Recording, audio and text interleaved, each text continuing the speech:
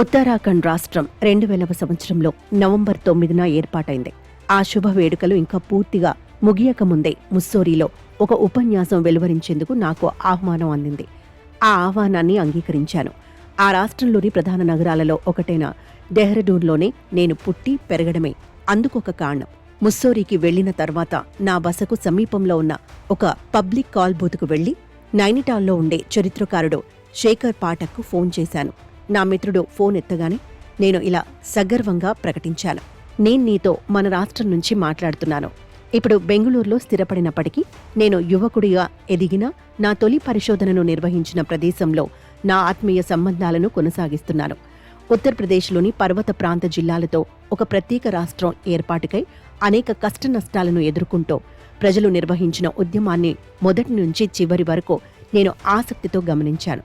తుదకు ఉత్తరాఖండ్ ఏర్పడినప్పుడు దేవభూమిగా ప్రసిద్ధిగాంచిన ఆ హిమాలయ ప్రాంతాల ప్రజల జీవితాలలో కొత్త యుగోదయాన్ని ఆకాంక్షించాను.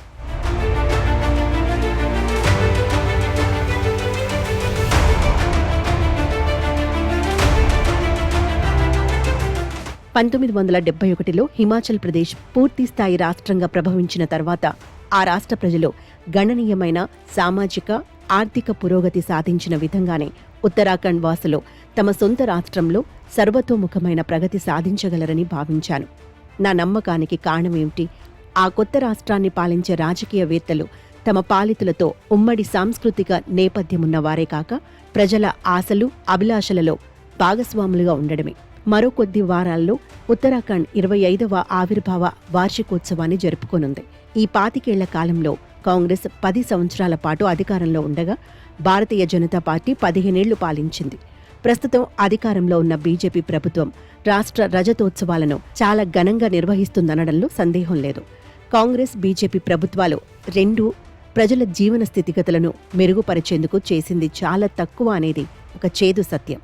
విద్య, వైద్య రంగాలను రెండు పార్టీల ప్రభుత్వాలు ఒకే విధంగా నిర్లక్ష్యం చేశాయి.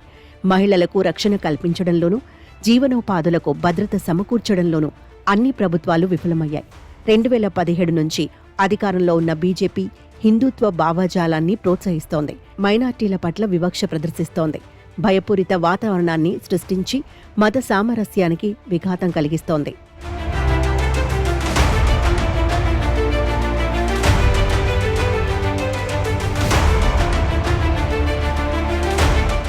ఇదిలో ఉండగా ఉత్తరాఖండ్లో అధికారంలోకి వచ్చిన ప్రతి ప్రభుత్వము కేంద్ర ప్రభుత్వ సహాయ సహకారాలతో అభివృద్ధి పేరిట పర్యావరణ విధ్వంసానికి పాల్పడటం పరిపాటిగా ఉంది. కొండలు తొలిచివేస్తున్నారు, నాణ్యత లేని రోడ్లు నిర్మిస్తున్నారు, ఆలోచన రహితంగా భారీ డ్యాంల నిర్మాణానికి పూనుకుంటున్నారు. చార్ధామ్ హైవే ఈ ప్రాజెక్టులో అత్యంత ప్రమాదకరమైనది. ప్రజలు, పర్యావరణానికి ఈ ప్రాజెక్టు హానికరమైనదని నిరాకరించలేని శాస్త్రీయ సాక్ష్యాధారాలు నివేదించినప్పటికీ ఆ హైవే నిర్మాణాన్ని కొనసాగించేందుకు దేశ సర్వోన్నత న్యాయస్థానం అనుమతినిచ్చింది. ఒక సాధికారిక అంచనా ప్రకారం 2000వ సంవత్సరంలో ఏర్పడినప్పటి నుంచి ఇప్పటి వరకు హైవేలు, డ్యాంలు, గనులు, ప్రభుత్వ బస్తీలు మొదలైన అభివృద్ధి ప్రాజెక్టుల పేరిట 50,000 ఎకరాల సహజ అడవిని కోల్పోయింది. ఆ అభివృద్ధి నుంచి ప్రజలు రవ్వంత కూడా లబ్ధి పొందలేదు. ఎంత తక్కువగా అంచనా వేసినా ప్రతి హెక్టార్ సహజ అరణ్యంలో 3,000 వృక్షాలు ఉంటాయి. హరించుకుపోయిన 50,000 హెక్టార్లలో ఇంచుమించు 15 కోట్ల వృక్షాలు ఉండవచ్చు. ఉత్తరాఖండ్ ఏర్పడిన నాటి నుంచి ప్రభుత్వమే ఆ వృక్ష సంపదను సంపూర్ణంగా నిర్మూలించింది. ఈ సహజ సంపద విధ్వంసకాండ, ఆర్థిక, పర్యావరణ వ్యయాలు అగణితమైనవి.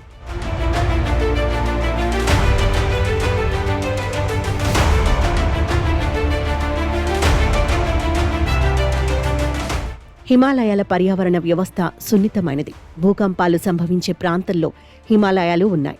గ్రామీణ ఆర్థిక వ్యవస్థ పోషణకే కాకుండా నేల కోత, వరదల నుంచి రక్షణకు కూడా దట్టమైన అడవులు విలసిల్లడం చాలా అవసరం. హైవేలు, రైళ్ల మార్గాలను నిర్మించేందుకు కొండలు తొలిచి సొరంగాలు నిర్మిస్తున్నారు. సదరు కొండ ప్రాంతాలను కాంక్రీట్ నిర్మాణాలతో నింపివేస్తున్నారు.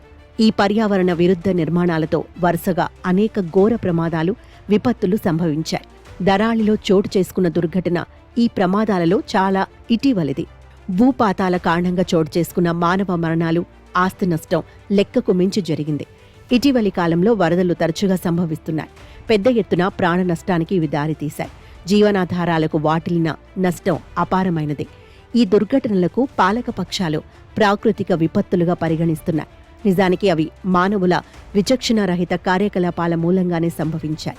రాజకీయ నాయకులు, కాంట్రాక్టర్లు, అధికారులు కుమ్మక్కై స్వప్రయోజనాలకై రోడ్ల విస్తరణ, డ్యాంల నిర్మాణాలు, రిసార్ట్స్ ఏర్పాటుకు ముందు వెనక చూడకుండా అనుమతినిస్తున్నాయి.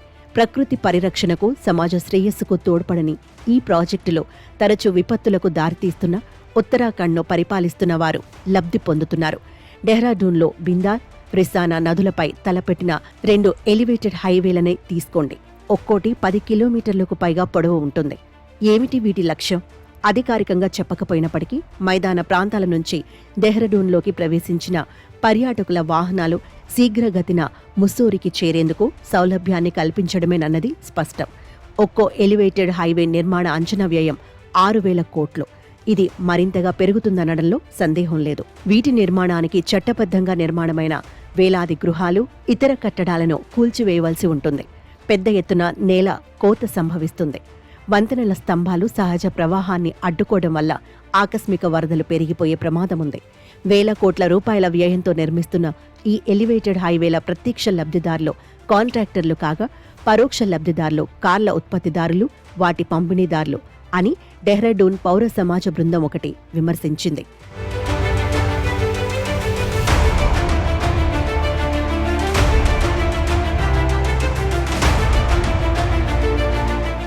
ఈ హైవేల నిర్మాణాలకు బిందాల్, రిసానా నదుల నుంచి లక్షలాది క్యూబిక్ మీటర్ల మట్టిని తవ్విపోయవలసి ఉంటుందని, దీనివల్ల వరదల సంభవత పెరుగుతుందని డెహ్రాడూన్ నివాసి అయిన భారతీ జైన్ అన్నారు.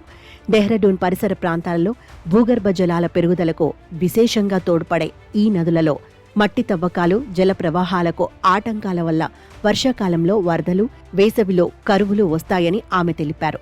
డెహ్రాడూన్ ప్రాంతం ఇప్పటికీ భూగర్భ జలాల కొరతను ఎదుర్కొంటుందని, రిసానా బిందాల్ ఎలివేటెడ్ కారిడార్ నిర్మాణం వల్ల వాహనాల రాకపోకలకు సౌలభ్యం కలగవచ్చునేమో కానీ దానివల్ల జలభద్రత, పర్యావరణ సమతుల్యతకు ప్రమాదం ఏర్పడుతుందని ఆమె అన్నారు.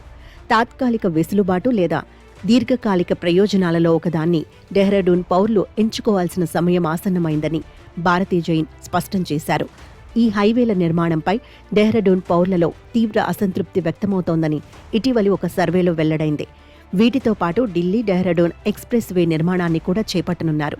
వీటి వల్ల డెహ్రాడూన్ పౌరులకు సమకూరే తాత్కాలిక సామాజిక ప్రయోజనాలు స్వల్పం కాగా, దీర్ఘకాలిక పర్యావరణ, సామాజిక నష్టాలు చాలా తీవ్రంగా ఉంటాయి. పర్యాటకులకు అవి ఏ విధంగా లబ్ధి కలిగిస్తాయన్నది తెలియదు. ఈ హైవేల నిర్మాణం పూర్తయితే ముస్సోరీలోకి ప్రతిరోజు అదనంగా వేలాది చిన్న కార్లు, బస్సులు ప్రవేశిస్తాయి. ఈ పర్యాటకుల రద్దీని ఎలా తట్టుకుంటారు? అదనపు వాహనాల వెల్లువ సృష్టించే ట్రాఫిక్ జామ్లను ఎలా నివారిస్తారు? వాహనాలను తాత్కాలికంగా నిలపడానికి కొండ పక్కన 10 అంతస్తుల పార్కింగ్ సదుపాయాన్ని నిర్మించేందుకు ఉత్తరాఖండ్ ప్రభుత్వం పూనుకోనున్నదా?